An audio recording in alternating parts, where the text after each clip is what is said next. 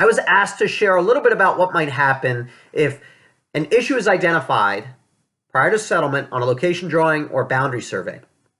Let me say, no legal advice here, just some information. Also, these issues can widely vary. One can be much different from the next. It's not a one-size-fits-all necessarily, handled on a case-by-case basis. Having said that, I'll give you an example. A couple of them.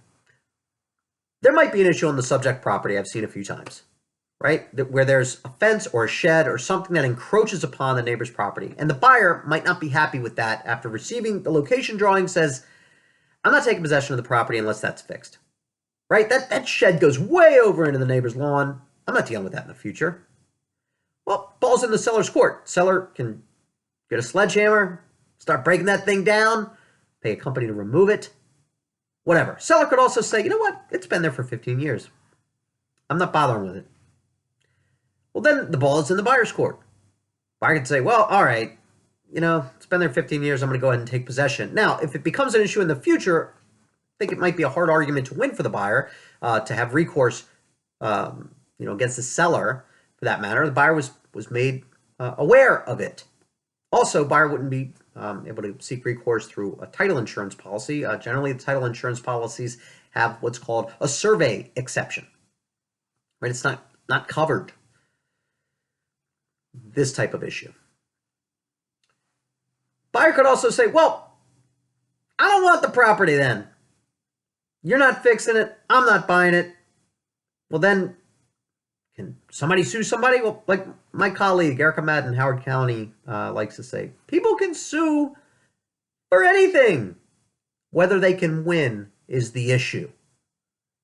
Now, I'm not going to discuss who wins what in this video right here. There's some other things involved, like earnest money and other stuff. I can share with you that specific performance for the sale and purchase of real property is not favored in the courts. Meaning, the courts don't favor forcing a seller to sell and don't favor forcing a buyer to buy.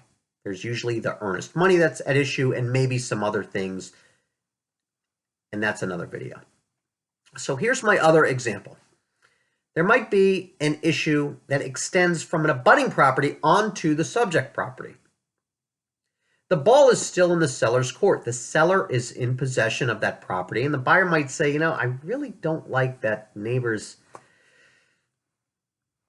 pool. The above-ground pool sits on my backyard. I want to build my child a gymnastics apparatus because she's going to make it to the Olympics in another 8 years. Well, the seller can go knock on that neighbor's door and say, can you move this pool? Neighbor might say, nope, I don't care what that location drawing says. That pool's been there for however many years, and I've got adverse possession or whatever argument that neighbor might come up with, and I'm not moving it. Well, then the seller could take action. The seller could file a complaint for ejectment, right? And there's going to have to be some other things that go along with that complaint. I can tell you a location drawing, it's going to be more than that, right? Boundary survey and so forth. And then as far as adverse possession goes, there's more elements than just the amount of time it's been there. There's some other things that have to be proven in order for somebody to win a successful action, or defense of adverse possession. So I know we look for hard, fast answers, especially in real estate where things are moving quickly, and right on the front page of the contract it says time is of the essence, but it's not always that easily decided. Usually reasonable folks can come to some sort of an agreement. That's my general experience. Sometimes maybe not. Hope that helps. Please let me know whether you have questions. Thanks for watching.